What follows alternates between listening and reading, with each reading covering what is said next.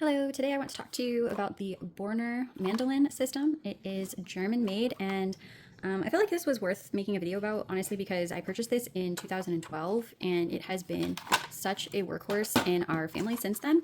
The way that it works is you have this initial built-in slicer, and then you depress this button and slide this guy back, and then you can choose your slice sides, which I'll try to demonstrate here in a minute. But then you can also entirely take that middle section out. So then it comes with these different blade inserts, which accomplish different tasks. So they kind of indicate on the side here what they accomplish. This one would make like long strands if you wanted to make French fries, or you can also cut it in a certain way to make diced food, which I will do my best to demonstrate.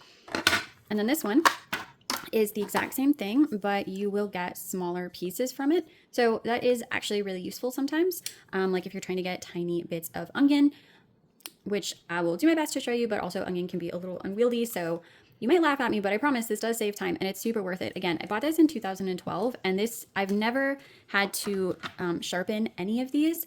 And they are still like scary sharp, which is why I'm super grateful for this kind of like hand protector. You set the food down onto these little prongs, and as you can see, it grabs onto the food really well, and then you can just work with it and slice it, which I'll show you now. So I've seen other systems where they kind of like have it set up at an angle and you would sort of go like forward and down for the mandolin to work. But honestly, I think just setting on the counter kind of like feels the most natural for my hand. So I'm going to take the thickest setting now, and let's say I'm going to prepare like a stir fry. So I want stir fry sized peppers, no problem, super, super simple. And those are like wonderful. My tool here, you can go either direction and it will keep your hands safe. And just kind of make some slices there. And just to demonstrate, like these are so thin, if I had light up against them, you could see through them. Or maybe you could see my little finger, there you go. So definitely love that feature, that size. Normal little coin, more of a shape, you can do that. I want it just very, very easy. So in order to put in these little inserts, all I have to do is depress that button again, and you can kind of see up here, there's like a little prong in there on both sides. And so when I depress the button, all I have to do is lift up and out, and then I just line these prongs up with the side here. Very, very simple.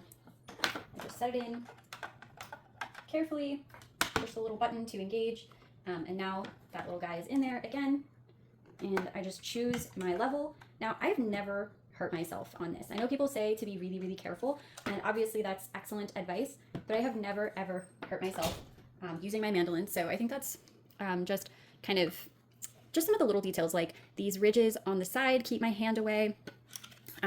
This really heavy duty offset kind of handle has always been super helpful. I think this button being completely on the side and really easy to depress has always been really helpful. So always good to look for safety features, I think, when you're working in the kitchen. So I'm just gonna work through real quick and showcase these little almost julienne, which is great. All of these tiny diced pieces to my bigger kind of slicer and dicer, no pun intended. Forward turn, back turn. So this is pretty fun here. Softer vegetables in here, my tomatoes. And then I have some tomatoes for pico. Onion. Honestly, how fast that whole onion went, which I of course did not finish, but that would take me pretty much forever to personally cut. And now I have all of this diced onion. Now I've just sliced like all my vegetables for the week, and this took me less than 10 minutes. So that is why this is the mandolin I have known and loved since 2012 and would absolutely repurchase should I ever need to.